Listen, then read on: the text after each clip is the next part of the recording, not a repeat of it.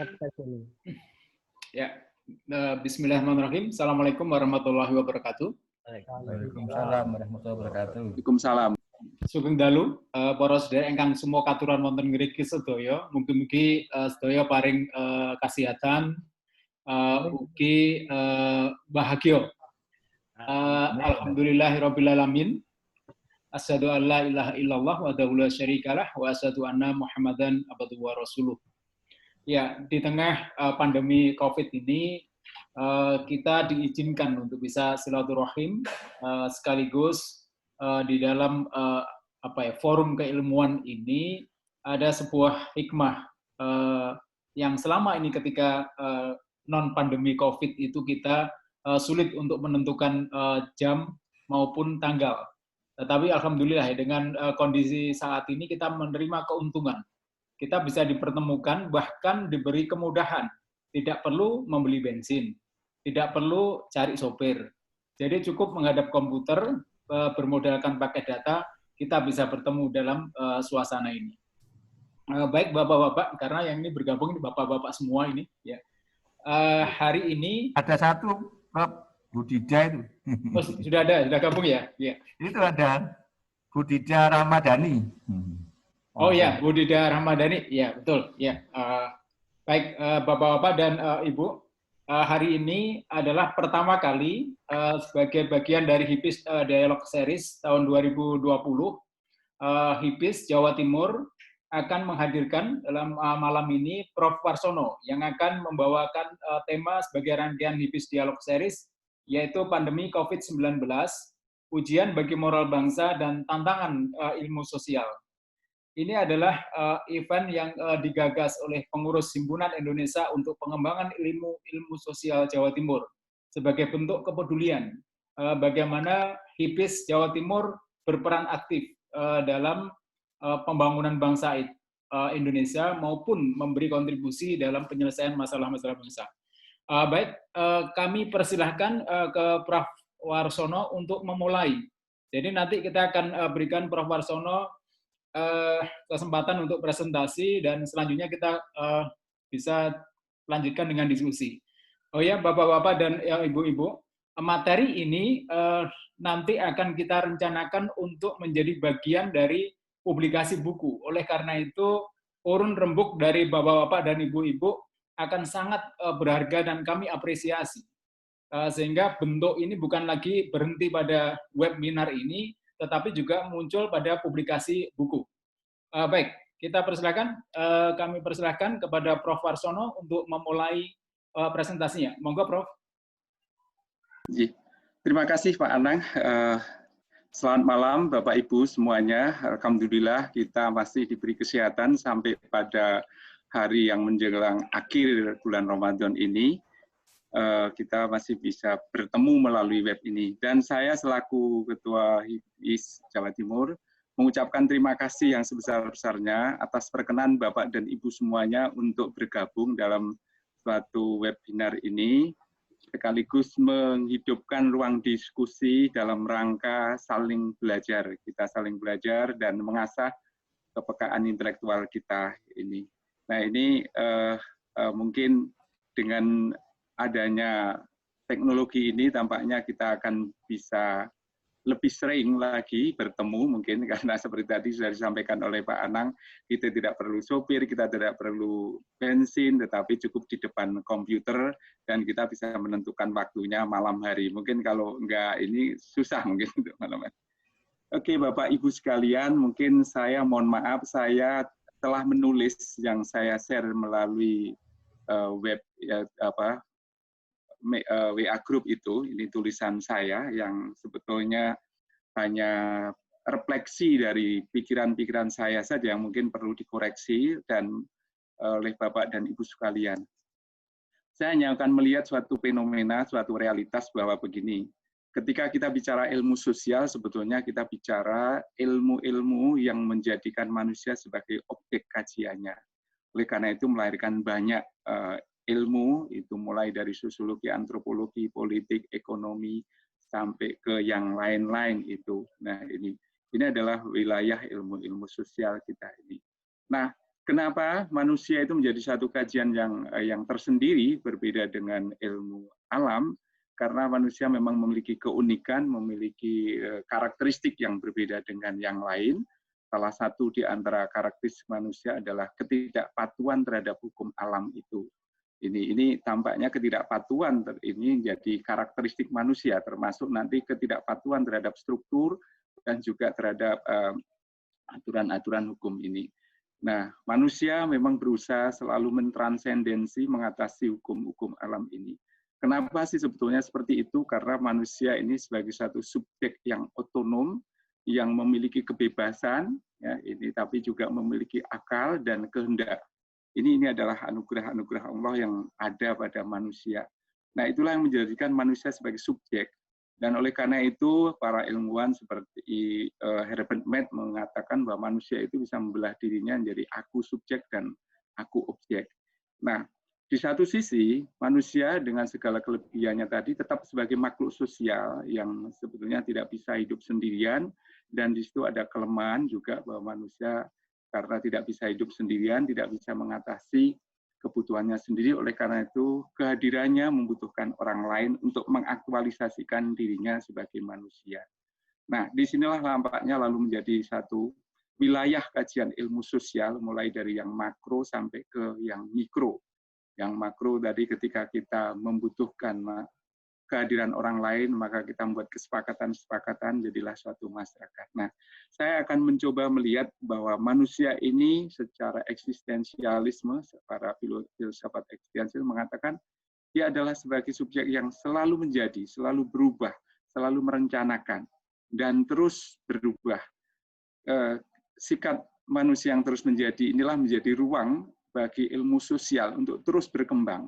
Tidak seolah-olah tidak pernah berhenti dan tidak pernah habis untuk membicarakan manusia ini. Nah, dalam fenomena COVID ini saya akan mencoba melihat pertarungan antara individu, keakuan dengan sosial atau struktur yang ini menjadi kajian dari ilmu sosial kita, terutama adalah sosiologi ini. Nah, di situ secara teoretik menghasilkan konsep atau paradigma fakta sosial seperti yang dikatakan oleh Richter, dan inilah kenapa kemudian ilmu sosial itu memiliki multi paradigma yang dikatakan Richter itu, dan kemudian muncul juga yang makro dan mikro. Dan ini yang saya katakan atau saya ingin sampaikan, mungkin nanti kita jadikan bahan diskusi, ya. Keakuan ini sebetulnya ingin terus menguasai, bahkan kalau saya lihat juga fenomena-fenomena yang terjadi ini seperti kemarin yang viral di di YouTube, di WA grup yang baru muncul di Surabaya, kasus ya itu ini Ustadz itu ini sebetulnya kan menunjukkan bahwa setiap orang itu ingin menampilkan diri sebagai suatu subjek yang ingin menguasai orang lain dan ingin menampilkan kediriannya bahwa dialah sebagai penguasa, dialah yang mengendalikan semuanya itu. Ini juga nanti kalau dalam konteks lingkungan pun yang sebabnya menjadikan antroposentrisme itu menjadikan kerusakan lingkungan. Nah, dalam konteks ini perebutan panggung ini yang menarik juga ini seperti Goodman, manusia atau fenomena COVID ini seringkali juga dijadikan panggung oleh sekelompok orang itu untuk menampilkan diri, bahkan untuk mengaktualisasikan kepentingannya itu. Ini. Nah, jadi kita juga melihat orang-orang yang seringkali memberikan bantuan, tetapi dengan diberi label. Ini label nama, label untuk kepentingan ini. Nah, ini seolah-olah masyarakat itu hanya dijadikan sebagai satu panggung untuk penampilan dirinya, memanipulasi wajah belakangnya yang sebenarnya itu adalah real. Ini. Nah, disitulah maka banyak sekali kajian-kajian tentang manusia ini yang melahirkan berbagai teori dan berbagai ilmu ini. Di sisi lain kita juga melihat misalkan fenomena yang terjadi kenapa orang rame-rame, yaitu seperti kemarin berjemur diri, minum jamu dan sebagainya, karena sebetulnya sebagai subjek yang punya akal, punya kehendak tadi, yang akhirnya akal dipakai alat untuk berpikir, berpikir menghasilkan pengetahuan, dan pengetahuan pada akhirnya akan menghasilkan suatu kepercayaan, maka ada suatu konsep itu, teori bahwa action, tindakan, seperti yang dikatakan oleh Weber itu, merupakan suatu fungsi dari kehendak atau keinginan dengan kepercayaan. Sehingga kalau orang, saya contohkan di situ, ketika orang ingin sehat ini dan dia yakin bahwa berjemur itu menyehatkan atau menghindarkan diri dari virus, maka dia berjemur diri. Nah, ini adalah realitas yang ada di dalam masyarakat kita sebagai suatu perwujudan dari keakuan ini. Nah, di satu sisi juga manusia juga sebetulnya sebagai makhluk alami yang biasa, yang butuh adaptasi dan survive. Oleh karena itu, ketika mereka dihadapkan dari suatu pilihan hidup dan mati, maka mereka akan memilih hidup dengan rasionalitasnya sendiri. Oleh karena itu, fenomena kalau kita lihat kenapa PSBB yang kita laksanakan di berbagai daerah, termasuk di Jawa Timur ini, tingkat kepatuhan masyarakat ini sangat rendah sekali. Karena masing-masing individu tadi memiliki keinginan sendiri, mempunyai pengetahuan atau cara berpikir sendiri yang berbeda satu sama lain, yang kemudian menghasilkan memiliki kepercayaan dan menghasilkan tindakan. Ini menunjukkan bahwa manusia itu betapa dinamisnya. Bukan hanya dinamika di dalam individunya, tetapi juga varian dari individu itu yang sangat banyak. Jadi karena apa? Cara berpikir masing-masing individu itu berbeda satu sama lain. Oleh karena itu, dengan cara berpikir yang berbeda, menghasilkan pengetahuan yang berbeda, menghasilkan tindakan yang berbeda. Nah, inilah ruang-ruang yang menjadi kajian ilmu sosial yang saya katakan tidak pernah habis dan tidak pernah berhenti tadi, selalu ada. Nah, cuma persoalannya adalah sebetulnya ketika kita sampai ke ilmu sosial ini mungkin yang saya katakan ini atau yang saya coba renungkan adalah ilmu sosial itu tidak mampu menjelaskan manusia secara tunggal ini, karena masing-masing ilmuwan pasti akan melihat dengan perspektifnya sendiri di satu sisi, tapi di sisi lain manusia juga selalu berubah, sehingga seringkali teori-teori yang sudah ada belum tentu relevan untuk menjelaskan fenomena-fenomena yang ada. Dan itulah yang kemudian selalu melahirkan teori-teori baru ini. Nah, ini adalah tantangan bagi para ilmuwan sosial untuk terus mengembangkan kajian-kajian dan melahirkan suatu teori-teori. Dan kita memang juga tidak disarankan atau tidak dianjurkan untuk mendewakan suatu teori, karena teori dibangun dari suatu realitas yang ada pada saat itu, ya, kemudian direfleksikan dan diabstraksikan. Namun teori selalu bersifat juga hipotesis. Ini. Nah, tentu ini ilmuwan sosial juga mampu menjelaskan, tapi juga mampu memprediksi. Tetapi seringkali gagal melakukan suatu perubahan karena apa? Kalau ilmuwan sosial hanya duduk dan menjadi analisator, menjadi penulis, maka dia hanya akan menjelaskan fenomena dan memprediksi apa yang akan terjadi. Tapi untuk melakukan suatu perubahan dalam sikap dan perilaku masyarakat, maka ilmuwan sosial harus turun gunung dari Menara Gading untuk kemudian memberikan pendidikan atau penyuluhan kepada masyarakat dalam arti merubah cara berpikir, sehingga dengan perubahan cara berpikir itu muncullah satu kesadaran dan perubahan sikap dan perilaku. Ini dalam konteks ilmu sosial. Nah, kaitannya dengan tantangan moral, sebetulnya manusia ini dihadapkan pada satu tantangan. Apakah kita ini atau realitas ini akan benar-benar menggambarkan sebagai satu cerminan manusia yang mulia atau tidak? Karena sebetulnya setiap orang pada hakikatnya ingin mengaktualisasikan diri seperti yang dikatakan oleh Maslow, misalkan aktualisasi dirinya adalah mewujudkan diri sebagai satu manusia. Nah, sebetulnya di sisi lain manusia juga yang lemah, oleh karena itu manusia dalam ajaran agama diwajibkan untuk berdoa. Jadi agama juga sebetulnya melegitimasi sisi lemah dari manusia itu. Nah, namun seringkali manusia lupa bahwa dirinya itu sebagai makhluk yang lemah, makhluk yang sosial, sehingga seringkali egonya, keakuannya itulah yang ditampilkan. Dan ini menjadi sumber konflik dalam kehidupan sosial ini. Oleh karena itu, para ahli ilmu sosial sudah mengatakan bahwa konflik di masyarakat tidak akan pernah tidak ada, akan selalu ada artinya ini, dan tidak pernah akan berakhir karena masing-masing orang, masing-masing kelompok menempatkan diri sebagai satu subjek. Nah, oleh karena itu saya mencoba menggagas mungkin perlu adanya suatu ideologi kebersamaan, kesetaraan, dan kesederajatan. Nah, tampaknya COVID ini juga menyadarkan kita ke semuanya itu bahwa kita sebagai makhluk yang lemah dan kita tidak bisa sendirian. Oleh karena itu perlu dibangun suatu ideologi kebersamaan, kesederajatan, dan kesetaraan. Ini tampaknya yang bisa saya refleksikan dalam menghadapi COVID-19 ini.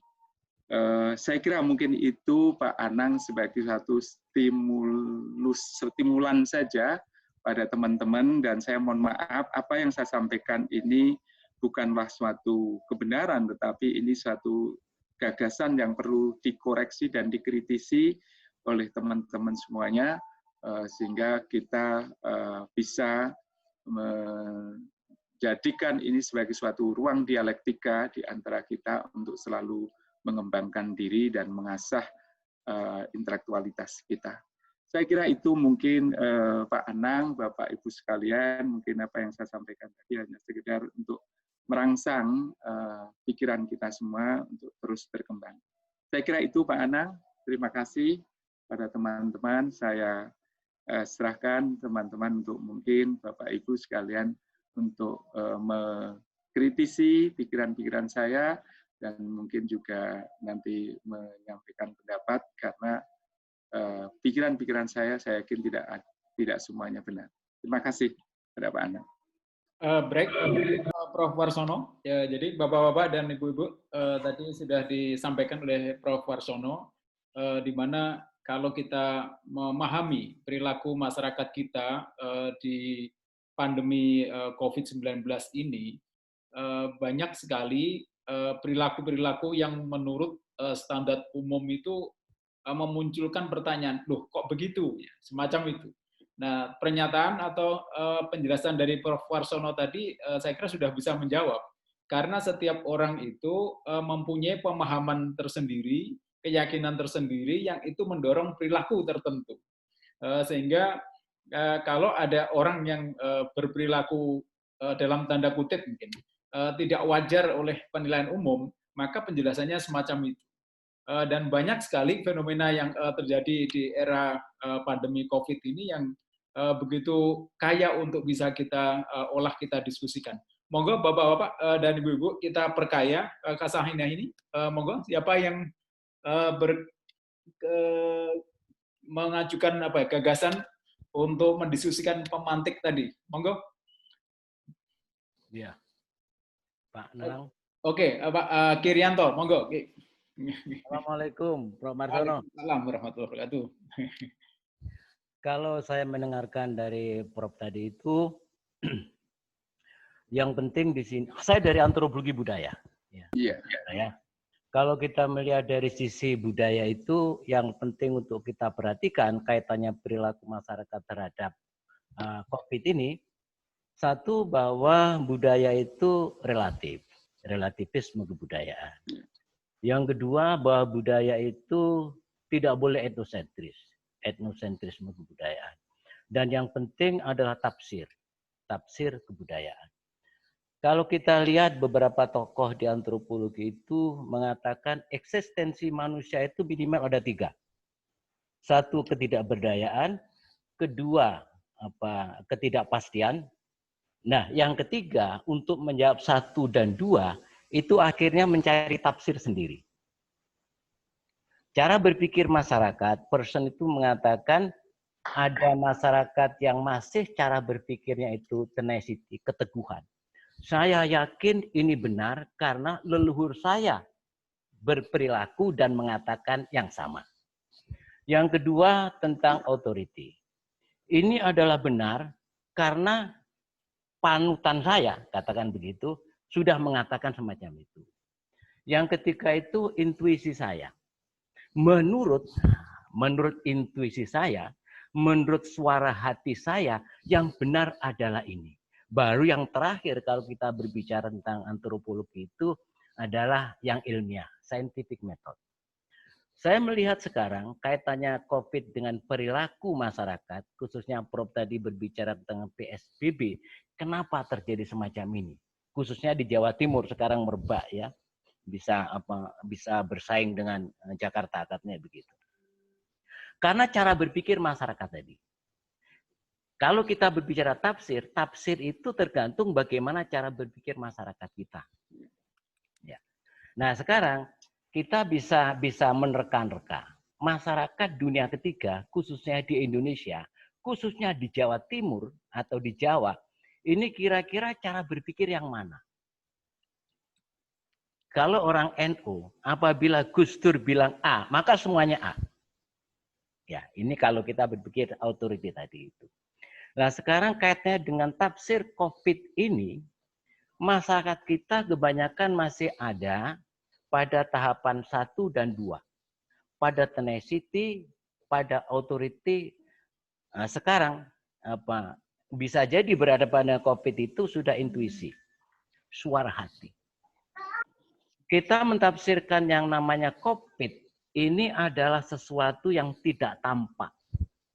Ada tapi tidak ada, tidak ada tapi ada.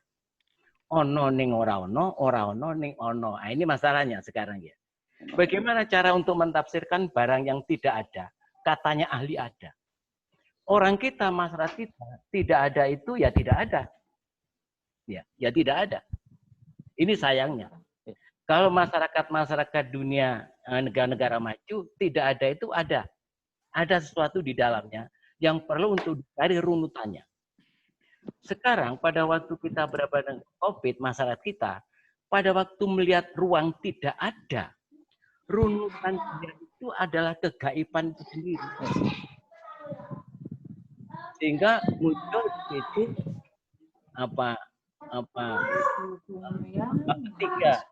tiga pendapat bahwa hidup itu sudah ditakdirkan, hidup itu dicari, dan hidup itu ditakdirkan untuk dicari. Masyarakat kita masih berbicara bahwa hidup itu ditakdirkan, sudah dituliskan. Bejo ciloko ya, dan mati itu kekuasaan Tuhan yang Maha Kuasa. Artinya begini, masyarakat PSBB kenapa sekarang itu tidak bisa dikendalikan? Karena pertama, masyarakat kita sesuatu yang tidak ada itu adalah tidak ada. Runutannya, tafsirnya, maka dia akan kembali kepada keyakinan cara berpikir. Dalam agama kita, dalam agama Islam, tadi itu bahwa tekaning jodoh, tekaning pati, tekaning rezeki, kuwi amung Gusti kang nguningani. Hanya Tuhan yang tahu. Sehingga kita sekarang itu sudah nggak takut lagi masyarakat, ya, karena kematian itu kita tidak tahu kapan itu terjadi. Sekali lagi kalau kita berbicara dari Prof tadi itu, saya melihat ini adalah satu pikiran yang masih bisa dikembangkan lagi berdasarkan dari cara berpikir masyarakat dan bagaimana eksistensi manusia itu sendiri. Saya berkali-kali mengatakan kepada di Malang ya, kepada Pak Wali Kota ya, bahwa tidak mungkin yang namanya PSBB sesuai dengan petunjuk itu akan bisa dipenuhi oleh masyarakatnya. Maka ada istilah saya itu PSBB yang diperlonggar. Artinya apa? Artinya masyarakat biarkan saja dia beraktivitas sebagaimana mestinya, cuman pemerintah berusaha untuk membuat membuat satu lahan, membuat satu aktivitas masyarakat yang bisa dikontrol. Ya. Sekarang di pasar kalau kita melihat dari pagi sampai sore, pasar itu ya masih ramai. Apalagi kalau sudah besok kita sudah menginjak pada hari raya, ini sudah tradisi kita. Apalagi kalau namanya mudik, mudik menjadi sangat sulit karena konsep Jawa mudik itu adalah sungkem. Ya. Sungkem itu antara pribadi dengan pribadi itu ketemu gitu loh. Nah, sekarang dihadapkan dengan yang namanya Yang namanya alat komunikasi jarak jauh. Ini tidak ada dalam konteks budaya Jawa khususnya. Ya. Dulu ada namanya Aji Pameling ya. Aji Pameling itu kan juga harus ditafsirkan iki diweling untuk pulang raga kita gitu. Nah, sekarang kita dihadapkan dengan iki diweling ya. Diweling itu apa? Diweling itu dipesan dari jarak yang jauh, yang ini nggak biasa kita. Ini untuk sementara kalau kita berbicara hanya bagaimana cara berpikir masyarakat dengan COVID. Ya. Dan lagi-lagi Pak Nanang, maaf ya, orang Jawa itu COVID Corona itu kan banyak yang mengistilahkan pagebluk ya. Jawa ada namanya pagebluk mayangkoro ya. Pagebluk mayangkoro itu, pagebluk itu dari kata gebluk ya, atau gepuk, embung linggo salin suara. Ya, Corona itu adalah media gepuk manusia, mengingatkan manusia dari Tuhan. Ya, kalau sudah Tuhan, cara berpikir masyarakat, maka yang bisa menyelesaikan juga Tuhan. Pagebluk. Nah, pagebluk itu dalam budaya Jawa itu akan diikuti dengan aradan. Aradan itu kematian tanpa pandang bulu. Ya, tanpa pandang bulu. Sehingga meskipun kita di rumah, meskipun kita diisolasi, namanya aradan tidak bisa dikendalikan dengan batas-batas tertentu. Itu ya sementara kalau kita berbicara masalah COVID dan budaya masyarakat, khususnya masyarakat Jawa. Maturun, Prof. Baik, Kirianto, banyak gagasan ya untuk memperkaya dari gagasan yang disampaikan Prof. Warsono berkaitan pertama relativisme budaya, kemudian yang masuk atau fokus ke COVID, kalau kita bicara pada PSBB sendiri, maka dalam perspektif budaya itu ya jangan diharapkan setiap manusia itu harus 100% mengikuti apa yang menjadi protokol dari PSBB itu sendiri.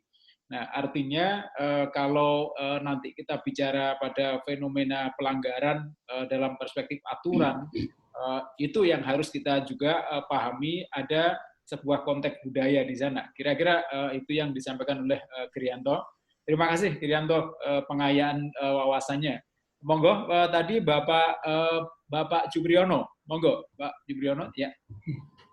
Baik, terima kasih Pak Anang. Assalamualaikum warahmatullahi wabarakatuh. Waalaikumsalam warahmatullahi wabarakatuh. Pak Warsono dan Bapak Ibu sekalian. Saya punya pandangan meneruskan Pak Rianto tadi. Saya melihat masyarakat Jawa Timur khususnya dalam hal ini dalam kaitannya dengan PSBB di saat artinya saat ini dibutuhkan kepatuhan tanpa batas dari masyarakat, tapi justru di saat kepatuhan itu dibutuhkan masyarakat dalam kondisi meremehkan bahkan membangkang. Saya merasa ini sudah terlambat. Artinya setelah kita berada dalam ruang diktator otoriter Orde Baru lalu masuk di dalam reformasi, sebetulnya euforia itu sampai sekarang itu masih terjadi. Krisis kepemimpinan, krisis kepatuhan, krisis kepercayaan terhadap pemimpin informal dan juga pemimpin formal itu sebetulnya sampai sekarang masih terjadi terus. Kita belum punya figur yang katakanlah sebesar Gus Dur ya. Kita belum kalau misalkan masyarakat itu masih seperti katakanlah NU di era Gus Dur, Kiai bilang A, semuanya akan A. Sekarang kita tidak punya seperti itu. Kita betul-betul mengalami krisis kepercayaan, krisis kepercayaan terhadap pemimpin formal maupun informal. Krisis kewibawaan dan krisis kepercayaan terhadap pemimpin ini sebetulnya hal yang terjadi manakala kita tidak punya mekanisme baik struktural maupun kultural untuk selalu memelihara. Mungkin ini agak bertentangan dengan upaya kita menjadikan masyarakat yang demokratis. Tetapi menurut saya, masyarakat, katakanlah kita masyarakat dunia ketiga, itu tetap membutuhkan itu. Apalagi dalam kondisi kita diserang dengan pandemi corona seperti ini, maka kebijakan negara, kebijakan publik PSBB ini tidak akan berjalan ketika masyarakat tidak berada dalam alur yang sama. Mereka sekarang betul-betul mengikuti karep-karep dewe gitu ya. Tidak ada lagi itu ya. Jadi kita seperti, nah kita terlepas sejak 1998 tidak ada upaya itu. Pendidikan belum menghasilkan manusia yang menghargai nilai-nilai budaya, yang menghargai nilai-nilai kepatuhan terhadap kebijakan, terhadap kesepakatan sosial itu belum ada. Sampai sekarang seperti itu. Kiai-kiai yang katakanlah sekarisma Gus Dur nyaris ada mungkin ya dalam batas tertentu, dalam komunitas tertentu, dalam pesantren itu mungkin ada, tapi secara umum di masyarakat luas saya kira itu tidak kita temukan. Nah, saya kira begitu Pak. Jadi itu bagaimanakah memulihkan upaya memelihara dan memulihkan kepatuhan untuk dan kebijakan untuk selalu percaya kepada pemimpin, mendengar pemimpin, dan tentu saja membutuhkan kehadiran pemimpin yang bisa dipercaya, apakah informal maupun formal. Itulah. Saya kira begitu Pak. Saya minta tanggapan Pak Warsono. Matur suwun Bapak. Pak Jibrono, sami-sami. Monggo, Prof. Warsono menanggapi dari apa yang telah disampaikan oleh Ki Rianto dan Pak Jibrono. Ya, saya justru senang sekali karena dari dua beliau tadi justru menggambarkan bahwa di dalam ilmu sosial itu banyak sekali kajian, sangat tergantung dari perspektifnya gitu ini. Ya ini, jadi justru mungkin saya berharap bahwa mungkin nanti masing-masing teman itu kan dengan perspektifnya sendiri akan bisa menuliskan gagasan-gagasannya itu. Karena jelas seperti saya katakan tadi, ilmu sosial tidak akan bisa tuntas menyelesaikan manusia dalam satu keutuhan gitu. Seperti tadi Ki Rianto sama Pak Supriyanto udah dengan perspektifnya yang berbeda gitu. Saya kira menarik. Cuma saya ada dua tadi, maka persoalan cara berpikir tadi. Nah, cara berpikir inilah yang sebenarnya seringkali saya katakan bahwa manusia, Allah atau Tuhan yang Maha Esa itu Maha Adil. Oleh karena itu semua manusia itu diberi tiga hal yang sama kalau saya katakan, yaitu akal, hati nurani, dan waktu. Itu sama, semua manusia, apapun suku bangsanya, dimanapun tempat tinggalnya, dan mungkin kapanpun hidupnya. Yang bisa membedakan antara orang satu dengan orang lain, bangsa satu dengan bangsa lain, yang maju maupun yang tidak maju, itu adalah cara menggunakan akal untuk berpikir. Maka bagi mereka yang mampu menggunakan akal untuk berpikir dengan baik, akan memiliki ilmu dan kemudian ini. Nah, cara berpikir ini seringkali saya bagi menjadi tiga. Secara horizontal itu cara berpikir kritis, kemudian analitis, reflektif, dan abstraktif. Kritis, analitis, reflektif, dan abstraktif. Ini yang biasanya berkaitan dengan wilayah keilmuan, maka menghasilkan teori-teori. Tetapi secara vertikal ini akan menghasilkan kritis, ke kreatif, dan inovatif. Ini yang dalam bentuk teknologi. Nah, jadi kalau kita berpikir, maka akan berkembang kedua itu. Apakah kita menghasilkan teori-teori ataukah menghasilkan teknologi. Nah, persoalannya adalah seringkali tidak semua orang itu mau menggunakan akalnya. Dan seringkali kalau saya katakan pada para siswa, jangan malas berpikir. Karena berpikir itu sederhana. Berpikir itu adalah proses mencari jawaban atas pertanyaan. Gitu. Pertanyaan yang hanya 5W1H itu tidak pernah habis untuk dijawab. Dan yang berkaitan keilmuan adalah hanya 3, what, how, and why itu ini. Nah, inilah nanti keterkaitannya dengan saya katakan tadi, para ilmuwan sosial harus turun gunung memberikan suatu pendidikan, merubah cara berpikir pada masyarakat.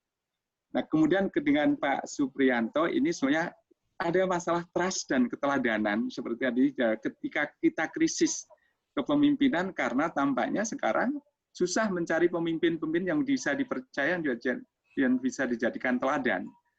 Pemimpin selalu sebetulnya kalau kita harapkan pemimpin itu kan bukan berpikir untuk dirinya sendiri, tetapi berpikir untuk kepentingan yang dipimpin. Tetapi fakta ini kan sangat susah. Nah, kalau seperti tadi, oleh karena itu sebenarnya indikator pemimpin yang baik adalah pemimpin yang amanah, yang bukan mengejar kekayaan. Kalau misalkan pemimpin menjadi semakin kaya, sebetulnya itu susah juga. Karena berarti kepentingan dirinya masih terus lebih menonjol. Saya kira mungkin itu mungkin. Tapi saya senang sekali justru ini menggambarkan bahwa ruang ilmu sosial ini luar biasa. Perspektif yang akan kita pakai masing-masing dengan penjelasannya sangat luar biasa. Saya kira itu Pak Anang ini. Saya senang sekali. Mungkin nanti kalau ini semuanya ditulis, jadilah tulisan, dikumpulkan jadi luar biasa ini. Dengan perspektifnya sendiri-sendiri. Ya. Terima kasih Prof. Warsono. Monggo Bapak-Bapak dan Ibu. Saya baru tahu gambarnya Pak Jupriyono ya sekarang ini. Ya. Oh gitu. Saya sudah sering membaca ini. Oke, Pak. Itu dari Tadi itu Pak Pari. Tiba-tiba langsung saya chat. Iya. Ya luas sekali memang ya kalau kita bicara ini, dan setiap bapak-bapak yang hadir di sini dengan ibu yang hadir di sini, saya kira pasti punya perspektif sendiri ya, memahami sebuah fenomena yang hanya satu fenomena. Ya, demikian juga nanti istilahnya sama seperti ketika ada 5 orang di situ, tetapi idenya itu bisa sampai 10 sampai 100. Ya. Padahal yang dihadapkan hanya satu objek. Nah, ini asiknya ilmu sosial. Itu yang menjadikan kehendak Allah terpenuhi. Jadi dunia menjadi warna-warni. Ya, oke. Makanya kenapa ada Founding Fathers Indonesia itu bicara Bhinneka Tunggal Ika. Itu kan juga ada hikmah juga yang bisa kita teladani ya dari Founding Fathers ketika mendirikan Negara Kesatuan Republik Indonesia ini. Baik, Bapak-Bapak dan Ibu, saya kira sangat menarik sekali untuk kita diskusikan, dan saya harapkan Bapak juga menyampaikan perspektifnya sehingga kajian ini yang kita rencanakan untuk kita bukukan ini menjadi sebuah khasanah yang begitu melimpah ini. Monggo, yang berkenan silakan. Ya, Assalamualaikum warahmatullahi wabarakatuh. Waalaikumsalam warahmatullahi wabarakatuh. Terima kasih Prof. Sudah banyak masukan yang disampaikan ke Prof. Warsono, baik dari Pak Jupri sama Pak Rianto ya. Nah, karena saya dari administrasi publik, saya melihatnya dari sisi manusia itu sebagai rakyat. Manusia sebagai orang yang harus mendapatkan pelayanan dari pemerintah. Dan kita juga bicara tentang hak dan kewajiban negara sama hak dan kewajiban warga negara. Ini yang kita tidak boleh lupakan. Karena kita hidup di suatu wilayah yang namanya negara. Manusia bisa berkumpul dengan yang lain, tapi tetap harus dilihat ruang lingkupnya di mana. Skupnya dia di mana. Kalau kita misalnya skupnya di RT, berarti duduknya pada RT. Nah, kita bicara tentang masalah pandemi ini yang sifatnya global, otomatis tatarannya kita bicara tentang manusia sebagai warga negara dan manusia sebagai penyelenggara negara, yaitu pejabatnya. Jadi banyak hal yang harus dibenahi, misalnya dalam pengelolaannya.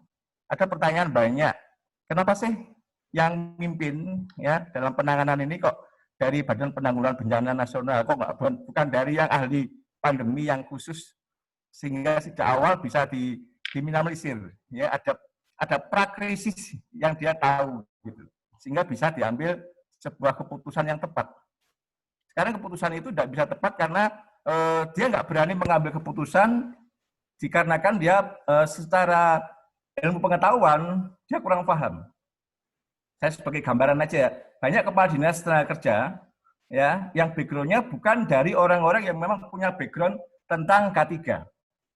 Sehingga kalau begitu ada bangun gedung, ya dia biarkan aja. Tapi kalau dia punya K3, dia tahu ini bagaimana gedung ini dari K3-nya dan sebagainya. Itu ibaratnya seperti itu. Dalam menentukan kebijakan, dia harus punya keahlian. Nggak bisa.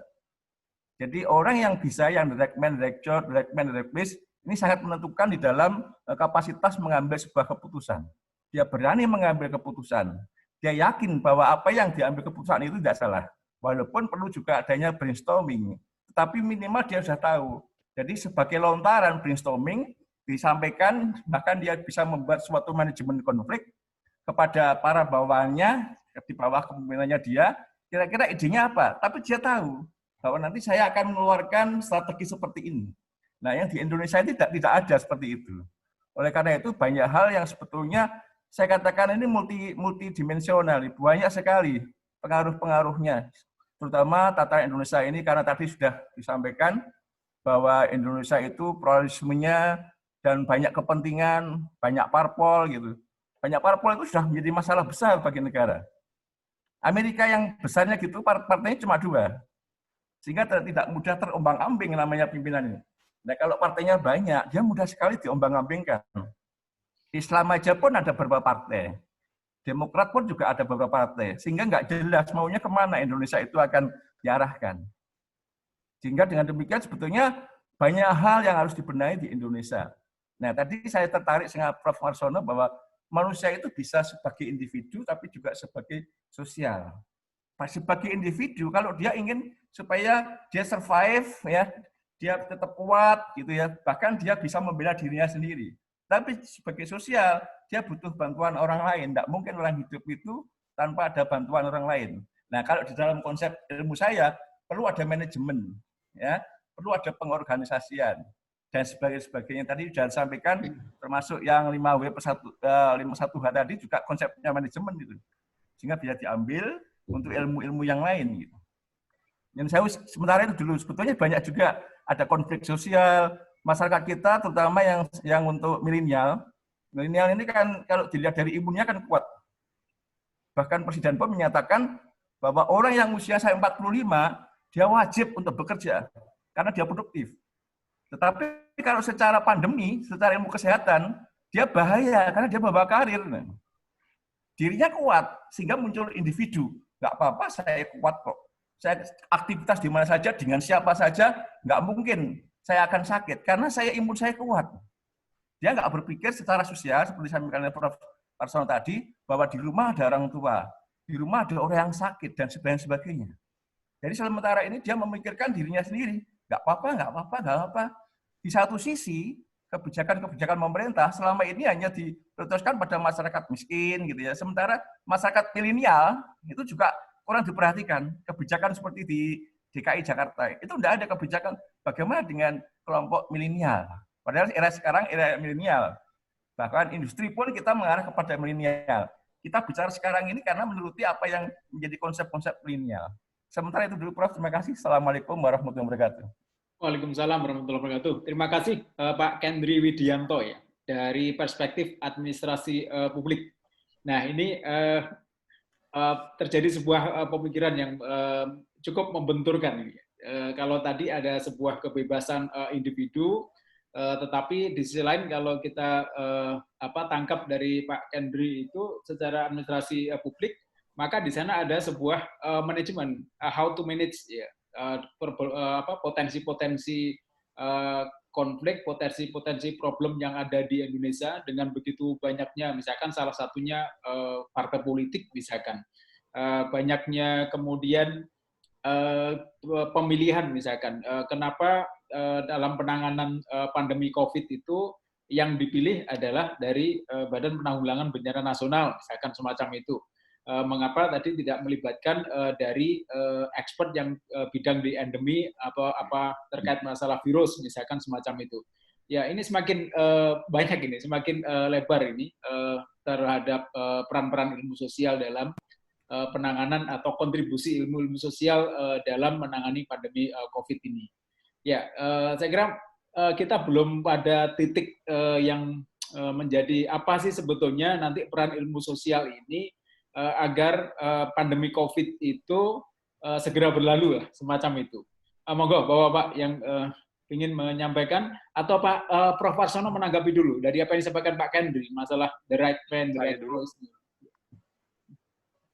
Monggo, Prof. Ya, Pak Anang, mungkin kalau teman-teman yang lain ini biarlah nih. Kalau saya ke Pak Kendri mungkin satu aja, mungkin yang perlu dikembangkan adalah bagaimana manajemen diri. Yaitu, kalau manajemen yang lain, kebijakan, mungkin ini tidak akan pernah selesai juga. Karena pemimpin itu, kalau kita bicara kepemimpinan, kan seperti tadi, keputusan itu dibutuhkan data yang akurat, data yang benar, dan juga kemampuan analisis dari orang itu ini. Jadi tapi kalau kita manajemen diri itu yang harus kita bagaimana kita mengendalikan, menyeimbangkan antara aku individu dengan sosial itu yang mungkin yang perlu kita kembangkan dalam menghadapi COVID ini. Saya kira itu. Interaksi sosial termasuk Prof ya. Iya. Baik, oke. Monggo, Bapak yang lain. Ada Iya, Pak Nang. ya, monggo Prof Unti, silakan. Ya. Terima kasih. Menarik sekali diskusi malam ini dipicu oleh beberapa hal yang disampaikan oleh Prof. Warsono tadi. Dan kalau saya kembali kepada topik gitu ya, terkait dengan ujian bagi moral bangsa. Saya mempertanyakan sekarang ini, moralitas bangsa kita itu arahnya apa sih gitu ya? Panduan moral bangsa kita saat ini apa sih? Ini yang saya pikir perlu menjadi bahan renungan kita bersama gitu ya. Kalau kita masih menyepakati Pancasila itu sebagai kaidah dasar kita ya, di dalam berbangsa, segala implikasinya berbangsa itu saat ini kita dalam konstruk termasuk di dalam upaya kita mengkonstruksi ilmu pengetahuan yang akan dimanfaatkan oleh bangsa Indonesia ini. Di manakah kita meletakkan Pancasila itu? Ya. Sampai kemudian pada kebijakan yang diambil oleh pemerintah apakah betul-betul sudah mengindahkan Pancasila itu sebagai pondasi moralitas kita. Ini menjadi pertanyaan serius saya dan tentu saja mungkin Bapak semua dan Bapak Ibu yang ada di sini. Nah, di dalam konteks keilmuan gitu ya, barangkali kita juga nun sewu Prof. Warsono ya, kita tidak hanya berhenti pada level to predict and to explain gitu ya. Barangkali kita juga harus to criticize gitu ya, and to evaluate apa yang terjadi pada bangsa kita. Adanya pandemi COVID yang dikatakan oleh Kirianto tadi, pagebluk gitu ya, itu sesungguhnya juga membuka tabir karakteristik kepemimpinan kita saat ini gitu ya, yang mana gitu ya, sensitivitas kepemimpinannya juga tidak terlalu baik. Kita perhatikan dari awal mula berkembangnya COVID gitu ya, itu betapa respon para pemimpin kita yang seolah menyepelekan keberadaan COVID ini gitu ya, dengan berbagai statement yang dikeluarkan. Kemudian ketika COVID ini berkembang sedemikian rupa di negeri kita, apa yang kemudian dilakukan? Pengambilan kebijakan juga tidak jelas arah yang akan digapai. Tadi Pak Gendri atau Pak Jubliono tadi menyampaikan gitu ya. Yang menjadi acuan utama, referensi utama pengambilan kebijakan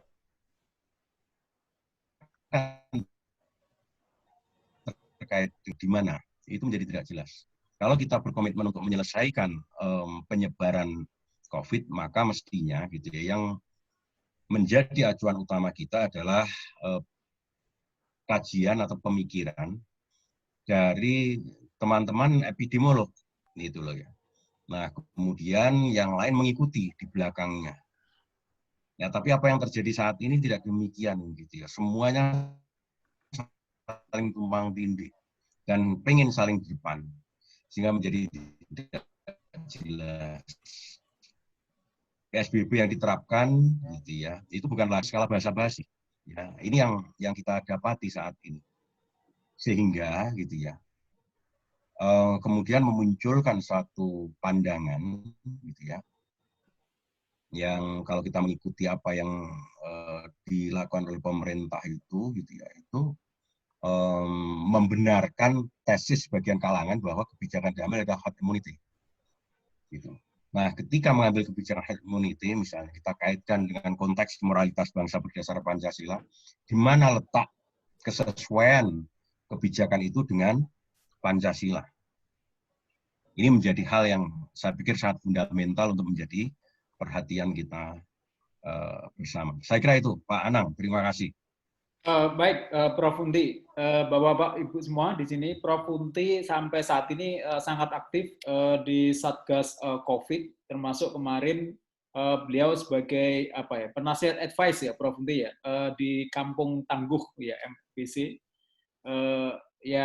Bagaimana sekarang dari Prof. Unti itu secara individu ya, sebagai warga negara kepingin proaktif ya untuk bisa menyelesaikan, dan tentu saja dari pernyataan beliau, beliau prihatin ya bagaimana Pancasila sebagai dasar negara itu betul-betul diejawantahkan, terutama ketika melihat kepemimpinan ya, sosok-sosok leadership capability, kemudian credibility itu tidak bisa menjadi sebuah ketauladanan ya. Kalau tadi ditanggapi di awal itu ketika menanggapi wabah COVID masuk di Indonesia itu guyonan ya, menjadi nada guyonan. Kebetulan dalam beberapa riset saya, bagaimana komunikasi publik tadi sepakat yang disampaikan Prof. Unti, itu eselon kementerian ya, itu menanggapinya begitu luar biasa mengagetkan publik ya. Jadi Indonesia COVID nggak mungkin masuk di Indonesia karena perizinannya aja susah. Kemudian nggak mungkin akan menyerang Indonesia karena kebiasaan makan nasi kucing ya, semacam itu. Kemudian nggak mungkin masuk di Indonesia karena terbiasa misalkan baca doa kunut dan macam-macam ya. Itu adalah pemimpinnya. Sehingga pertanyaan kritis dari Prof. Unti tadi adalah patut kita coba diskusikan juga di sini, yang nanti mungkin Prof. Warsono juga bisa menanggapi bagaimana kehadiran Pancasila sebagai dasar negara dalam penanganan COVID ini. Gimana, Prof? Silakan, Prof. Warsono. Ya, terima kasih Prof. Kunti. Saya sepakat bahwa Pancasila sebagai landasan moral bangsa dan sekaligus sebagai dasar negara, pandangan hidup, serta ideologi yang kemudian perlu kita implementasikan dalam kehidupan sehari-hari, mulai dari pribadi-pribadi kita. Inilah yang juga saya masukkan dalam tulisan saya di situ, bahwa sebetulnya kita dalam kondisi COVID ini sebenarnya ditantang untuk saling bergotong royong antara satu dengan yang lain, karena sebetulnya COVID ini mengajarkan bahwa tidak ada perbedaan ya di antara kita. COVID ini menyerang pada siapa saja tanpa melihat jabatan, pangkat, kekayaan, serta pendidikan dan sebagainya. Nah, ini sebetulnya menyadarkan dari kita untuk bahwa kita ini setara, kita ini sama. Makanya tadi saya katakan ideologi kebersamaan, kesetaraan, dan kesederajatan. Dan ini saya di dalam tulisan saya adalah gotong royong, artinya kita harus saling memberi. Ya, kondisi contohnya misalkan, ini problem kenapa orang nggak patuh, karena ketika satu dihadapkan pada satu kenyataan tidak bisa makan, ya dia berpikir secara realistis lebih baik kalau tidak makan jelas mati, tapi kalau COVID belum tentu ini. Nah, oleh karena itu kalau mungkin ini karena yang kaya itu misalkan yang punya materi memberi bantuan pada yang miskin agar tetap tinggal di rumah ini, dan kemudian yang pejabat juga memikirkan ini, dan yang tidak punya apa-apa berpikir tentang doa. Nah, ini kalau misalkan Soekarno mengatakan bahwa Pancasila itu kalau diperas jadi satu, yaitu gotong royong misalkan ini. Tapi kalau misalkan perspektif itu dipakai, maka gotong royong ini tampaknya yang harus disadarkan dengan adanya wabah COVID ini. Saya kira itu. Tapi kalau misalkan saya punya perspektif agak berbeda kaitannya dengan Pancasila, Prof. Sebenarnya Pancasila itu esensinya di sila pertama dan kedua. Kalau sila pertama itu sudah beres, maka sebenarnya sila ketiga, keempat, dan kelima itu sebetulnya akan terwujud. Saya selalu membuat analogi. Tidak ada ajaran agama manapun juga yang mengajarkan orang untuk serakah, untuk korupsi, untuk sewenang-wenang, untuk tidak menghargai, dan sebagainya itu. Nah, oleh karena itu, kalau sila pertama itu sudah dijalankan dengan baik dan benar, sebetulnya otomatis sila-sila yang lain, terutama adalah sila kelima, sebagai perwujudan dari keadilan sosial dan kesejahteraan tentu akan tercapai. Persoalannya adalah, apakah keberagamaan kita itu sudah menurut kita masing-masing apakah sudah baik dan benar? Itu pertanyaan dasarnya yang Kalau kita kaji seperti tadi Pak Ki Rianto mengatakan, atau siapa tadi, kita kalau misalkan ada Gus Dur misalkan ini, nah cari seperti Gus Dur aja susah sekarang. Dan ya, ini adalah satu contoh mungkin itu. Mohon maaf Prof. Kunti, ini mungkin itu. Terima kasih. Terima kasih. Ya, monggo Krianto. Iya. Masih di mute, Ki. Mic-nya masih di mute. Udah. Silakan. Biar nggak hilang. Pancasila menjadi menarik ya. Saya melihat bahwa masyarakat tertentu itu sekarang sudah tidak merasa Suaranya kurang besar, Ki. Nggak dengar, Pak. Ya, oke. Nah, ya dekat dengan mic-nya ya. Begini. Saya melihat Prof. Kunti bahwa di Indonesia itu sebagian besar dari masyarakat sudah tidak merasa ikut memiliki makna dari Pancasila itu sendiri. Nah, sip, bagus. Sudah ya. Nah itu. Sudah Pak, sudah. Nah, jadi masyarakat sudah tidak merasa ikut membuat pabrik of meaning-nya Pancasila itu sendiri. Jadi kalau sekarang itu di Indonesia mau disuarakan Pancasila sudah tidak bisa lagi. Ya, karena apa? Karena saya tidak merasa ikut membangun Pancasila itu untuk masyarakat sebagian. Maka bagaimana caranya? Kita balik sekarang. Kita berperilaku Pancasilais, setelah itu kita mengingatkan itu loh Pancasila. Saya sebagai ketua Voice of Pancasila ya di Brawijaya ini juga prihatin seperti Prof. tadi itu. Ya. Saya ikut prihatin itu. Bahkan kalau saya mengikuti perjalanannya yang Jakarta tentang Pancasila itu BPIP ya. BPIP ini ya. Nah, ini juga mereka kehilangan caranya bagaimana ya agar Pancasila itu bisa diterima oleh masyarakat. Ya. Saya mengatakan tidak bisa. Jadi Pancasila sekarang hanya bisa diterima dengan perilaku kita. Setelah itu kita balik itu loh Pancasila. Itu loh Pancasila. Nah, seperti itu. Ini menarik sekali Prof. Kunti tadi itu kalau kita berbicara Pancasila karena masyarakat kita sebagian besar, saya katakan sebagian besar sudah merasa tidak ikut mencetak yang namanya Pancasila. Terima kasih. Ya, ada benang merah yang menarik ya tadi dari apa yang disampaikan oleh Pak Kendri, kemudian Prof. Kirianto. Kalau tadi Prof. Warsono ya, kalau ini kan bicara masalah keteladanan ya, ada sebuah keteladanan yang hilang di kepemimpinan negeri plus 62 ini ya. Itu yang akhirnya ketika pemimpinnya sudah tidak dijadikan panutan, akhirnya masyarakat mungkin bertindak secara individual yang tadi dalam pemikiran Prof. Warsono. Ya, menarik sekali. Monggo Bapak-bapak dari. Ya, saya boleh nimbrung Pak Anang?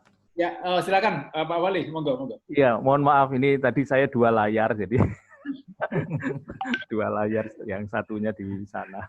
Ya, Prof, saya kadang-kadang juga gitu dua layar. Terima kasih, menarik ini. Saya juga sependapat ya. Jadi sebetulnya masyarakat Indonesia menurut saya adalah masyarakat yang santun lah. Memang ada oknum-oknum, tapi saya melihat secara keseluruhan masyarakat Indonesia itu katanya teman-teman di Sri Mulat itu taat lah, taatnya terhadap sampai taat ya. Gitu. Nah, memang pemimpin di kita ini sudah kehilangan credibility, tadi disebut ya, ada di bukunya Posner itu credibility. Dan untuk mendapatkan credibility ini kan tidak dalam waktu singkat. Dia merupakan akumulasi dari perilaku yang konsisten dan direkod oleh masyarakat. Nah, orang kalau sudah mempunyai credibility, trust, itu ya kayak Gus Dur itu mempunyai kekuatan supernatural ya, sehingga memunculkan apa yang disebut dengan kepemimpinan karismatik. Jadi orang dipengaruhi dan dia siap untuk bertindak tanpa berpikir panjang. Itu saya kira tingkatannya 1001 lah orang yang bisa seperti itu. Tapi fakta yang sekarang saya melihat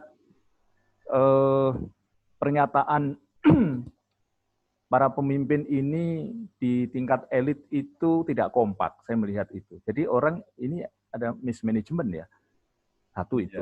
Terus kemudian ketauladanan. saya lihat juga antar kementerian juga yang satu ingin mencoba untuk PSBB, semua dihentikan, kereta masih boleh oleh Kementerian Perhubungan. Jadi ini contoh-contoh atraktif yang saya juga geleng-geleng itu. Saya kira seorang tukang becak aja bisa komen, ini ya opo ini.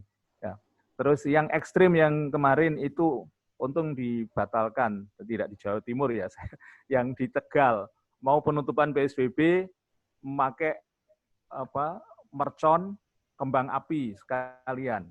Kan ini seorang bupati.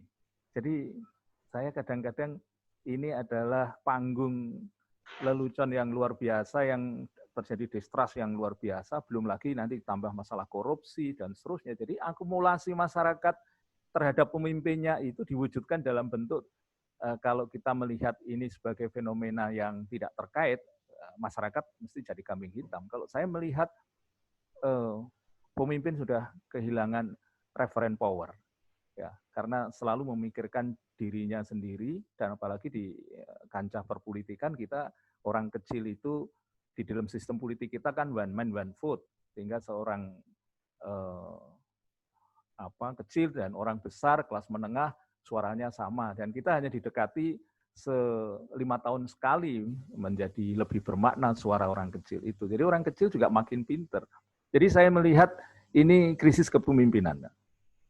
Jadi mengapa saya membela masyarakat dalam konteks ini? Memang kita tahu bahwa masyarakat ada yang betul-betul tidak bisa dikendalikan, tapi karena ini memang urusan perut. Nah, kalau dikaitkan dengan itu kan mengingatkan saya bahwa seperti negara demokrasi, ya, demokrasi itu tujuan atau cara. Ya, ternyata saya lihat literatur banyak sekali yang mendukung bahwa demokrasi itu hanya cara untuk mencapai tujuan. Tujuannya adalah masyarakat adil dan makmur. Sehingga kalau demokrasi membuat rakyat makin miskin, ada something wrong di sana. Dan faktanya kita berada di dalam posisi demokrasi kita hanya demokrasi prosedural, belum demokrasi substansial, ya. Karena memang dasarnya itu belum kuat, ya. Masalah perut masih menjadi fenomena yang primer. Jadi, nah ini semua menjadi akumulasi kalau menurut saya, mengapa masyarakat kita di bawah itu sudah fatalis terhadap janji-janji politik, fatalis terhadap tindak corruption, ketidakkonsistenan. Saya berharap sebetulnya di era COVID gini, para pemimpin itu menjadi superhero. Oke, kita berani harus menjadi role model yang melawan COVID ini dengan gagah berani dan tuntas, frontal. Jadi tidak baru beberapa saat sudah menurut saya justru membuat kendor masyarakat. Jadi begitu Pak Anang. Jadi apalagi kalau saya lihat mengutip pendapatnya Amitai Ersioni itu sebetulnya kalau pemimpin itu hanya mengandalkan pada position power dari atas dan kurang mendapatkan personal power karena terjadi trust-nya menurun tajam karena ada credibility, saya kira dia tidak mempunyai influence, ya, daya untuk mempengaruhi di bawah. Saya melihatnya kalau boleh jangan rakyat kecil yang selalu menjadi kambing hitam, tapi mestinya ini momentum. Mengapa mereka berperilaku seperti itu? Waktunya untuk introspeksi mereka yang ada di atas. Saya kira itu saja, Pak Anang. Matur nuwun. Terima kasih, Pak Valid, Dekan Visip Erlangga. Ya, ada poin tadi yang saya coba tangkap itu tidak adanya sebuah kebijakan yang terintegrasi, ya. Kalau tadi ada terminal, kan sekarang itu bandara beberapa hari yang lalu jadi sorotan itu. Bandara Suta itu padat dan tidak ada physical distancing, ya. Jadi padat sekali sehingga hari ini saya terima kabar kalau yang kena COVID juga lumayan banyak, yang reaktif itu juga lumayan banyak gitu. Nah, kemudian sementara di mobil saja dari kapasitas 4 disuruh hanya 2, sementara antrian di Suta itu berderet-deret sampai bersentuhan tidak masalah. bahkan maaf kalau tadi disinggung BPIB ngadain konser malahan. Ini yang luar biasa. Luar biasa. Luar biasa. Konser musik. Ini ada semacam crowded ya dalam kepemimpinan perilaku kepemimpinan di NKRI ini. Ya, banyak yang prihatin dan saya menangkap dari bapak-bapak juga menyuarakan hal yang sama. Mana role model kita? Role model pemimpin kita itu pertanyaan besar. Sehingga ketika rakyat itu bertindak semaunya, ya tadi kalau dalam perspektifnya Kirianto, ya itulah ketika setiap orang sudah tidak bisa memproduksi meaning dari Pancasila, ya dia akan memproduksi dengan caranya sendiri-sendiri atau gimana itu. Ya, semakin memanas ini suasananya. Nah, tetapi paling tidak ada sebuah benang merah ya, ini yang mulai muncul. Monggo Prof. Warsono ditanggapi dari beberapa pernyataan dari Prof. Terima kasih. Tadi apa yang disampaikan oleh Pak Fali tadi mungkin juga hampir sama dengan yang disampaikan oleh Prof. Unti, yaitu ternyata para elit itu sendiri saling tumpang tindih, saling berebut. Ya, yang saya katakan tadi, kalau saya katakan mereka menjadikan ini sebagai satu panggung untuk mengaktualisasikan dirinya gitu ini, sehingga masing-masing berebut untuk menampilkan egonya, menampilkan kepemimpinannya.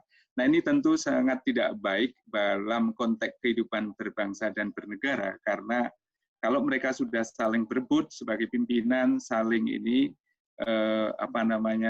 tumpang tindih satu sama lain, ini tentu akan menghasilkan kebijakan yang tidak baik. Saya kira itu mungkin ini. Jadi, nah banyak sekali perspektif yang bisa diungkapkan. Ya.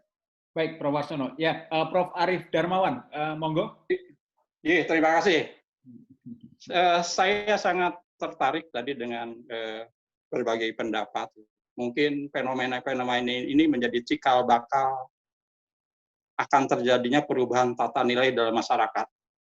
Kalau memang itu akan menjadi perubahan tata nilai dalam masyarakat, saya teringat dengan peristiwa-peristiwa radikalisme, baik 1908, 28, 45, 66, 99, barangkali dasar ini akan menjadikan radikalisme seperti tahun-tahun tersebut.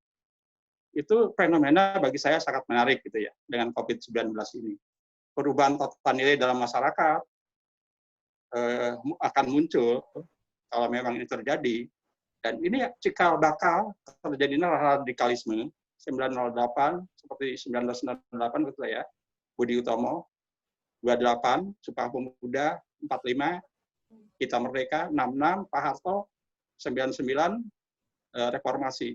Barangkali sudah waktunya kita juga akan terjadi hal semacam itu. Itu komentar dari saya. Terima kasih, Pak Anang. Ya, terima kasih. Pak Anang menambahkan boleh, Pak Anang? Mumpung silakan. Bicara tentang radikalisme.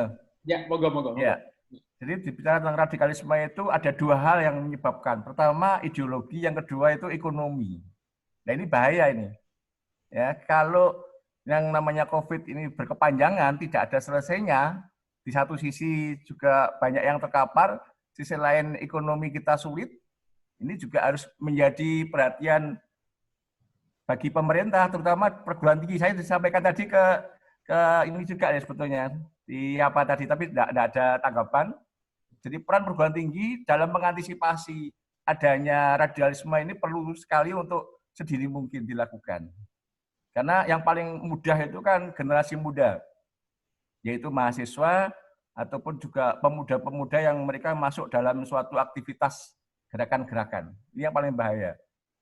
Saya juga dapat WA itu di Aceh, itu rencananya mau mengibarkan Idul Fitri itu besar-besaran.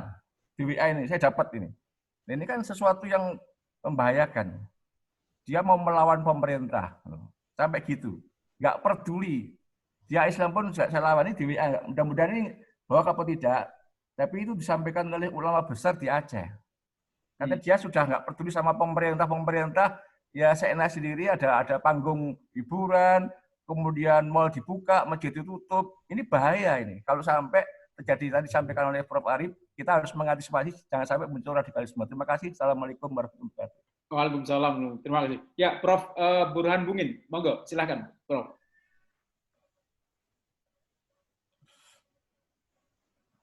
Lampu di rumah saya mati ini, jadi gambar saya nggak kelihatan. Ya, oke. PLN-nya lagi mati ini. Monggo. Baik, ya, baik, Bapak Ibu sekalian, mengenai COVID ini, saya melihat bahwa Indonesia gagal ya menangani persoalan COVID ini.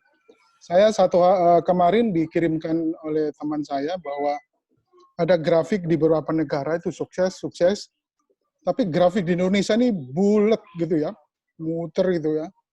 Jadi pemerintah Indonesia ini sebenarnya tidak serius menangani COVID ini. Ada teman saya juga yang katakan pada saya bahwa pemerintah Indonesia ini menggantikan lockdown itu menjadi PSBB itu dalam arti bahwa agar supaya lockdown gratis gitu ya. Kenapa? Karena di negara-negara lain lockdown itu pemerintah membayar semua ongkos hidup dari masyarakatnya. Di Malaysia umpamanya, semua masyarakat yang harus dirumahkan itu semua dapat subsidi dari pemerintah. Semua, termasuk mahasiswa saya, anak saya yang sekarang tinggal di asrama di Malaysia, itu juga tiap hari dapat makan, dapat kupon. Nah, itu artinya apa? Pemerintah menunjukkan tanggung jawabnya kepada rakyatnya sehingga rakyat patuh. Nah, Indonesia ini rakyat mengapa tidak patuh? Karena pemerintah maunya gratisan. Nah, ini gimana? Kalau beberapa waktu yang lalu pemerintah umpamanya memberikan mengambil utang ya dari luar negeri, itu dikasihkan kepada pengusaha. Seharusnya sekarang ini saatnya pemerintah utang memberikan rakyatnya dalam kesulitan. Baru rakyat kemudian patuh kepada peraturan yang dibuat oleh pemerintah. Nah, sekarang tidak demikian. Pemerintah bikin aturan, rakyat kecil itu yang ada di masyarakat itu harus makan tiap hari. Itu persoalannya. Kalau dia nggak keluar cari makan, dapat makan dari mana? Dan nggak punya tabungan, Prof. Nggak punya tabungan. Jadi itulah yang mereka lakukan. Jadi mereka yang kaya itu misalnya setahun ditutup pun sebetulnya bisa hidup ya. Bisa hidup. Ya, ini orang-orang kecil ini ya, mereka melawan. Jadi gerakan tidak patuh kepada PSBB itu adalah gerakan rakyat melawan pemerintah sekarang ini. Di Riau juga gitu, Prof. Di Riau sudah dilawan itu polisinya. Iya, polisi dilawan, semua dilawan. Jadi karena apa? Pemerintah tidak menunjukkan tanggung jawab dia yang besar terhadap kesulitan yang dihadapi oleh masyarakat saat ini. Nah, negara-negara lain mengapa patuh? Karena pemerintah memberi makan rakyatnya. Indonesia tidak melakukan itu.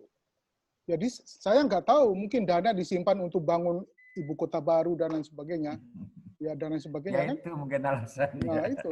Jadi uang itu dipegang. Masa Indonesia sekaya ini nggak punya uang gitu? Itu kan ajaib. Nah, itu loh Pak, yang mungkin ya saya agak-agak emosi sedikit karena melihat rakyat ini semakin sulit, Pak. Coba kita ini mungkin karena gajinya itu tiap bulan. Kalau gaji harian, mungkin nggak makan juga, Pak. Ya, itu masalahnya. Udah, Pak. Terima kasih, Pak Anang. Terima kasih, Prof. Burhan Bungin. Semakin memanaskan suasana. Ya, tapi dari secara benang merah tadi semuanya lebih mengarahkan kepada kegagalan ini, kegagalan pemerintah kita dalam menangani problem bangsa ini. Bukan lagi gagal lagi ya, tetapi ada kesalahan prosedur ya, kalau kita katakan ya. Kebijakan-kebijakan yang agak aneh, tidak integrasi, sehingga menimbulkan masalah baru, bahkan memperbesar masalah yang telah ada. Ya, monggo, Prof. Warsono.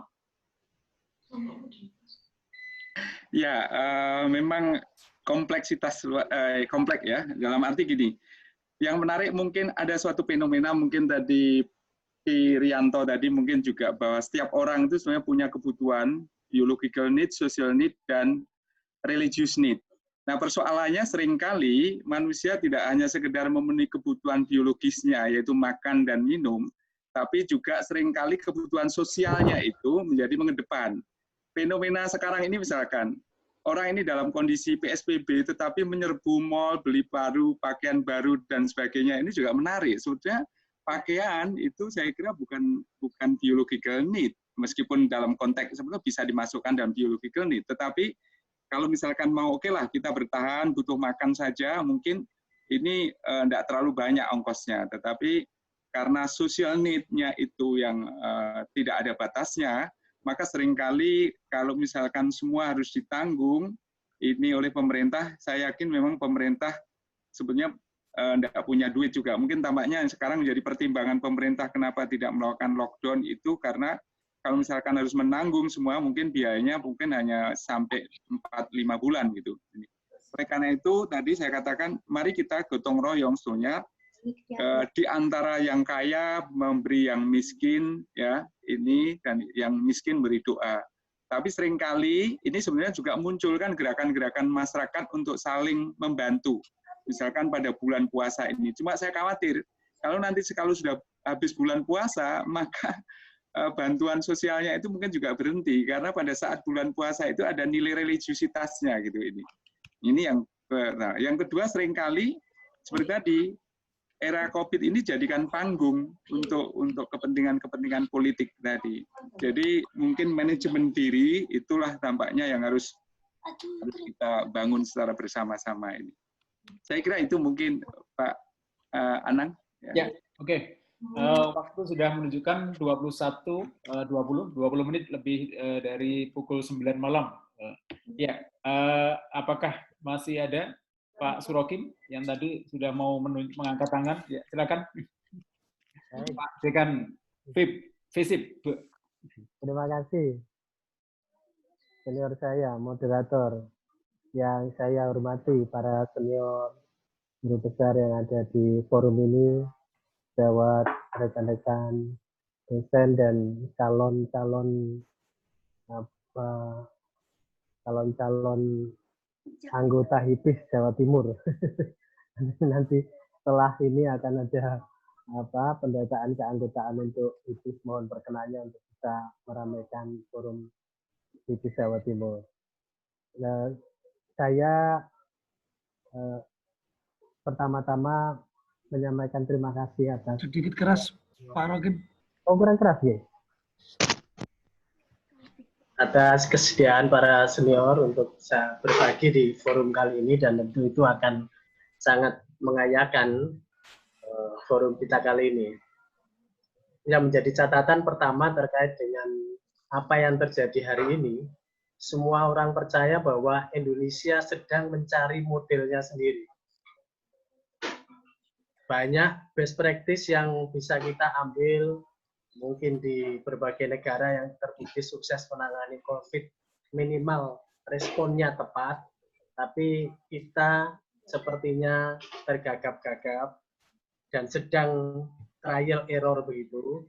Tapi banyak ahli juga mengatakan memang Indonesia relatif sangat kompleks, sehingga wajar jika kemudian di sana-sini masih banyak kekurangan. Jadi posisi sekarang ini memang saya setuju dengan berbagai usulan dari para senior tadi.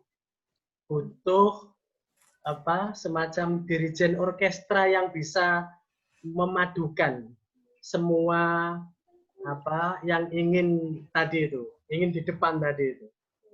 Jadi harus ada dirijen orkestra yang kuat untuk bisa menahan semua kepentingan itu supaya tidak semuanya maju. Bahwa saat ini yang diperlukan kolaborasi, saya setuju. Diperlukan kolaborasi, tapi tidak semuanya harus kemudian mengambil panggung itu. Sehingga saya setuju kalau kemudian tim komunikasi publik itu kalau bisa semua tersentral di gugus tugas nasional.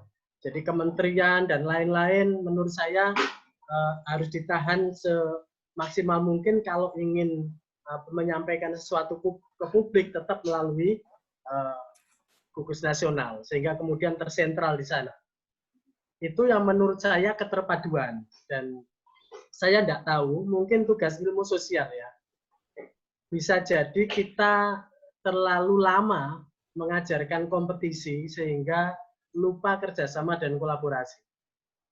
Nah, saya pikir ini COVID-19 ini momentum yang tepat untuk menguatkan kolaborasi dan kerjasama itu, dan saya setuju dengan Prof. Warsono bahwa di sini sebenarnya sedang dilatih kita semuanya ini untuk memperhitungkan etika dan moral tadi. Rasa-rasanya sedang menemukan momentumnya. Sehingga saya percaya bahwa pemimpin-pemimpin yang sedang memanfaatkan panggung COVID ini untuk kepentingan bukan kemanusiaan, taruhlah kepentingan politik untuk pilkada lah, taruhlah nanti. Saya percaya itu tidak akan kemudian memperoleh simpati apa. Dan kita wajib mendorong ilmu sosial itu untuk kemudian bersama untuk rela kita ini kemudian didirijeni. Saya tidak tahu. Karena di sini ada ilmu kesehatan, ada ilmu sosial, ada ilmu ekonomi, ada ilmu agama. Nah, memang perlu dirijen nasional yang cakap menurut saya untuk mengorkestrai semua ini. Karena menurut saya selama ini problem ada di situ. Tadi sebagaimana yang disampaikan Pak Fali itu. Sehingga di level nasional itu aja sudah tidak sinkron, sehingga berpengaruh terhadap di bawahnya hal-hal di berbagai daerah. Lalu yang kedua, dalam situasi seperti ini, ilmu sosial harus mengembangkan paradigma baru. Selama ini mungkin Prof. Burhan sudah mengajari kita semua ada paradigma positivistik, post-positivistik, konstruktivis, kritis begitu. Menurut saya ilmu sosial harus lebih diperkaya lagi untuk lebih memperbanyak action research-nya. Jadi action research sama public services, pengabdian masyarakat itu harus lebih digalakkan supaya kemudian ilmu sosial lebih memiliki peran lebih konkret menurut saya. Karena selama ini kita banyak dicibir oleh berbagai disiplin ilmu lain bahwa kita bisanya hanya mencaci dan mengkritik saja dan tidak bisa memberikan kontribusi secara praksis. Nah, secara keilmuan menurut saya itu bisa jadi karena ilmu-ilmu sosial kurang memberi tekanan kepada action research dan public service atau mungkin public community service. Dan hari-hari begini nih sebenarnya kita sedang memerlukan momentum untuk bisa memberikan paradigma action research di ilmu sosial itu untuk memberi kontribusi lebih nyata. Sehingga nanti ketika kita menawarkan etika, moral, dan lain-lain itu akan juga menjadi perkuat bahwa ilmu sosial pun sebenarnya hampir sama dengan ilmu kesehatan atau mungkin ilmu ekonomi yang juga bisa action sebagaimana tadi yang disampaikan oleh para senior. Saya pikir dua hal itu yang saya ingin tambahkan. Mungkin beberapa sudah disampaikan oleh para senior tadi. Intinya bahwa mohon kiranya ketika kemudian pertimbangan etika dan moral itu bisa diperkuat dengan berbagai kontribusi yang sifatnya lebih praksis, yang lebih pragmatis. Terima kasih, moderator. Assalamualaikum warahmatullahi wabarakatuh. Waalaikumsalam warahmatullahi wabarakatuh. Ya, mencoba untuk menelaah dari sisi akademis ya, Pak Surokim, Dekan FISIP UTM, bagaimana paradigma kalau tadi ditawarkan untuk action research itu diharapkan mampu atau dikedepankan dalam menghadapi kondisi semacam ini, sehingga kontribusi ilmu-ilmu sosial dalam menangani pandemi COVID itu betul-betul sama seperti ilmu-ilmu lain yang dianggap bisa langsung berperan. Kalau dalam posisi tidak adanya action research, mungkin di sini ilmu sosial seolah-olah dikesampingkan. Seolah-olah hanya ilmu kesehatan yang paling menonjol atau ilmu-ilmu yang berkaitan masalah perilaku virus semacam itu. Ya, menarik. Semakin malam ini, tapi kita dibatasi sampai 21.30 ya, Pak Surokim ya. Ya, ya, baik.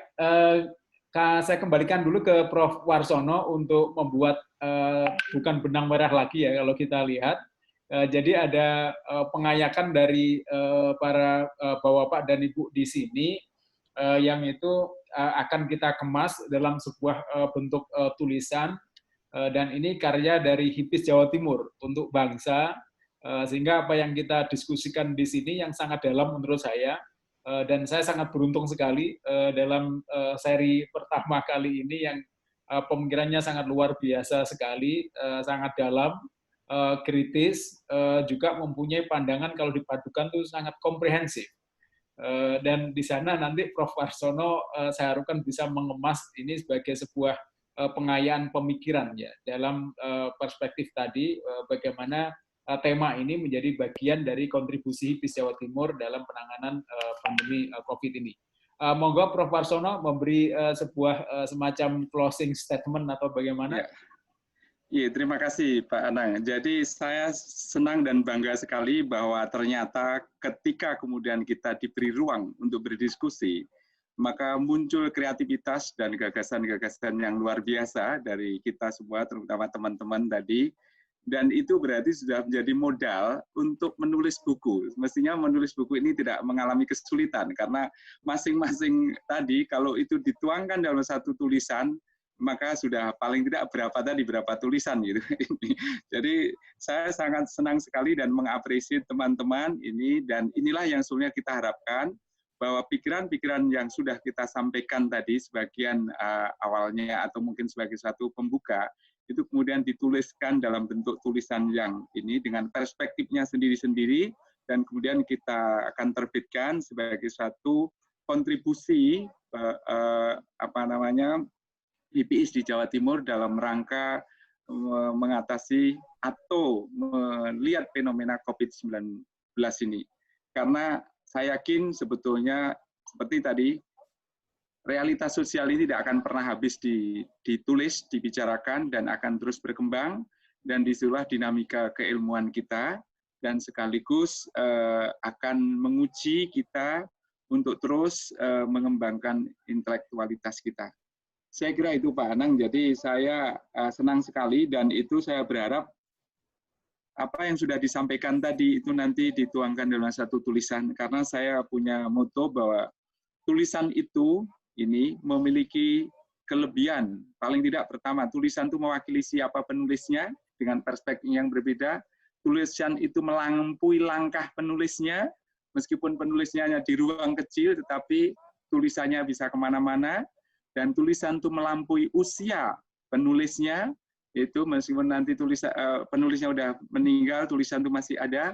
Dan yang keempat, tulisan itu mewakili zamannya. Sehingga inilah tulisan pada era COVID-19.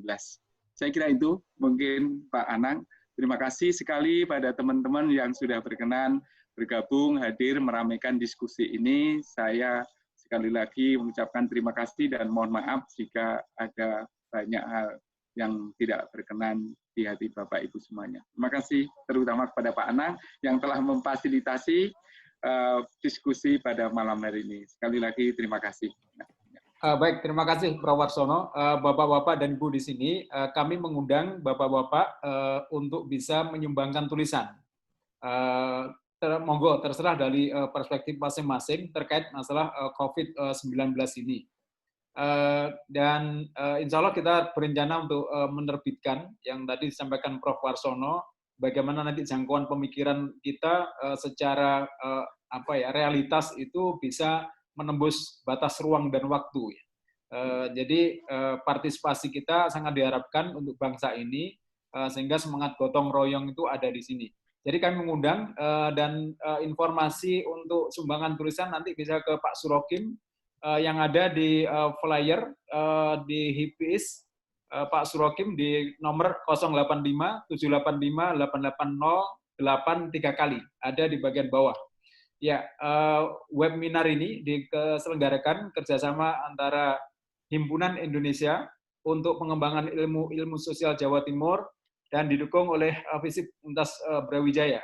Sekali lagi kami sampaikan terima kasih kepada Bapak dan Ibu semuanya, dan mohon untuk tidak lupa menyantumkan tulisan nama untuk sertifikat dan juga alamat email e-sertifikat yang akan kami kirimkan. Sekali lagi sungguh luar biasa kesempatan malam ini, dan kami apresiasi Bapak semua dan Ibu atas kehadirannya, juga gagasan yang luar biasa. Saya sebagai host malam ini menyampaikan mohon maaf. Anang, kayaknya Pak Falih mau komentar itu. Pak Faleh kayaknya mau komentar. Oke, monggo Pak Faleh.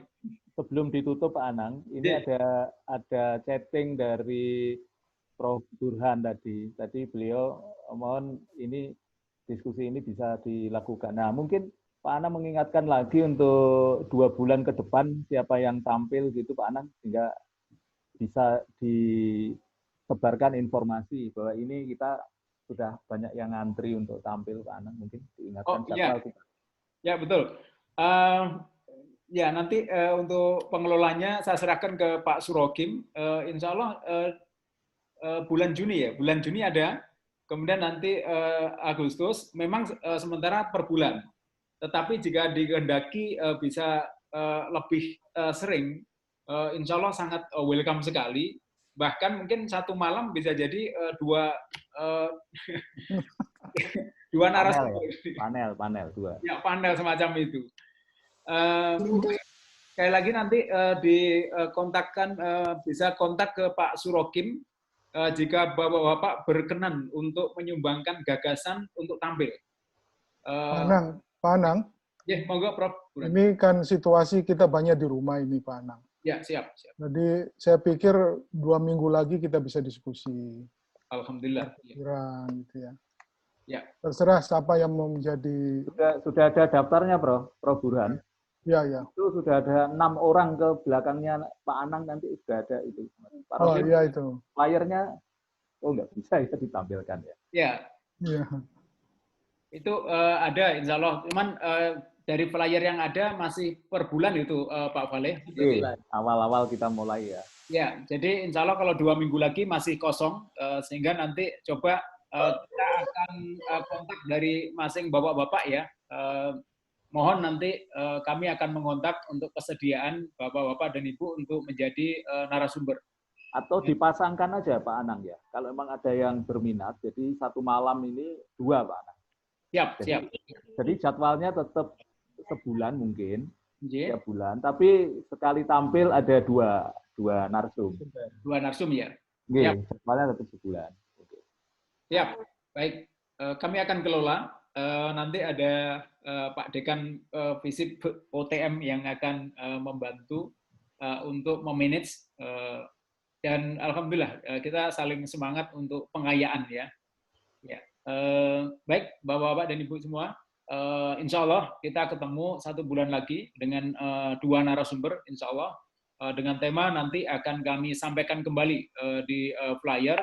Dan jika Bapak atau Ibu belum masuk di grupnya HIPIS Jawa Timur, monggo dituliskan nomor handphone WA yang bisa kita invite untuk bergabung dengan kami. Sekali lagi terima kasih dan mohon maaf kami nggak bisa menyediakan konsumsi, mohon bisa disediakan di tempat masing-masing. THR aja THR. Dan insya Allah e-sertifikat akan kami kirimkan segera setelah laptop dari desainer punyanya Pak UTM itu lagi trouble, dan insya Allah nanti sudah bisa disiapkan desainnya. Sekali lagi terima kasih, selamat malam, alhamdulillahirobbilalamin. Kami tutup. Assalamualaikum warahmatullahi wabarakatuh. Waalaikumsalam warahmatullahi wabarakatuh. Mohon maaf lahir batin, lagi mau lebaran sekalian. Lahir batin, taqabbalallahu minkum semuanya. Karim. Sebentar ya. Janganlah dulu sebentar aja. Hitungan sampai 10 untuk pengambilan gambar. Oh ya, oke. Saya perbesar dulu, ya silakan. Mohon bisa semua video ditampilkan ya. Iya. Laptop saya bermasalah. Oh siap. Foto aja sementara. Oh gitu Pak Hendri. Ya. Bu Nur Santi, nama Pak Edi Sudaryanto. Bu Dida Ramadhani. Nah, Pak Edi sudah muncul. Pak Yusuf Rianko, Pak Yusuf Aryoko bisa menampilkan videonya sementara. Pak Yusuf terima kasih. Bu Dida Ramadhani, ya monggo videonya ditampilkan. Pak Surokim akan mengambil momen bersejarah kita. Ini milestone kita HIPIS Jawa Timur ini. Bu Dida, bisa? Siap. Ya, silakan Pak Surokim di komando. Oke. 1, 2, 3. Terima kasih Bapak Ibu. Waalaikumsalam. Alhamdulillah. Luar biasa. Alhamdulillah. Barakallah semuanya. Amin, amin. Amin, Bro. Bapak yang ini. Ini temannya Pak Iya, Tito. Iya toh? Warsono.